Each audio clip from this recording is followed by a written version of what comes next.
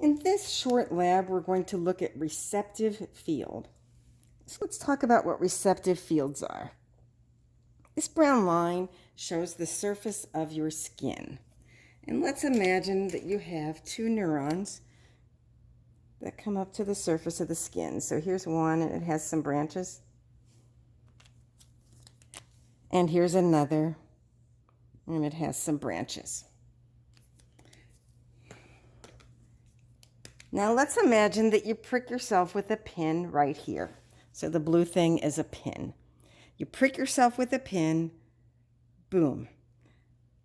This green neuron is stimulated to threshold, and it has an action potential, and your brain sends that information, and the axon sends that information up to your brain, and your brain is able to perceive that you were pricked with a pin. Now let's say we have two pins, like this.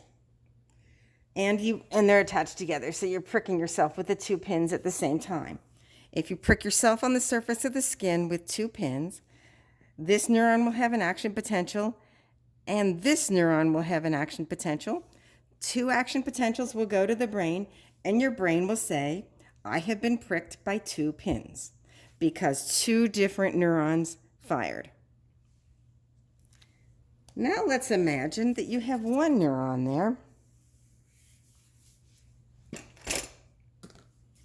It has a very large receptive field. So it's got all these branches going. But the receptive field is very large.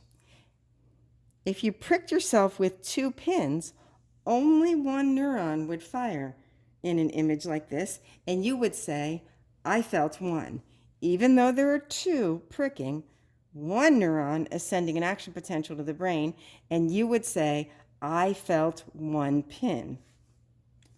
What you're going to do in this lab is you're going to have a partner prick you, or you're going to prick a partner with two pins. And the easiest way to do this at home is if you can get your hands on a paper clip and you can bend it into a shape like this. Can you see what I've bent? And then you're going to measure the distance between the two pins, and you're going to set it to 1/2 of a centimeter, to 1 centimeter, and then to 2 centimeters. And if you can get a ruler to measure that, that's great. If you want to estimate, just do your best with 1/2 of a centimeter, 1 centimeter, and 2 centimeters. And you're going to prick your partner's forearm, and their eyes are going to be closed, or they're going to prick you with two pins. And with your eyes closed, you're going to say, I felt one, or I felt two. And what you want to do is start small. So start at 1/2 a centimeter, and then do a centimeter, and then do 2 centimeters. And with each one, say, I felt one, or I felt two. And record the first, as you go from small to large, record when the person first says, I felt two. And that's the threshold for distinguishing 2 points. And you're going to do this at a couple of different points on the body and determine what the 2-point threshold is for different regions, and then report that.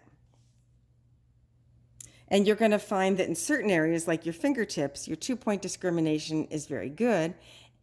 And in other areas, you have to get them quite a bit farther apart until you say, I felt two. And again, that's because these neurons, if there's only one neuron and it's getting pricked, only one neuron fires and your brain says, I felt one.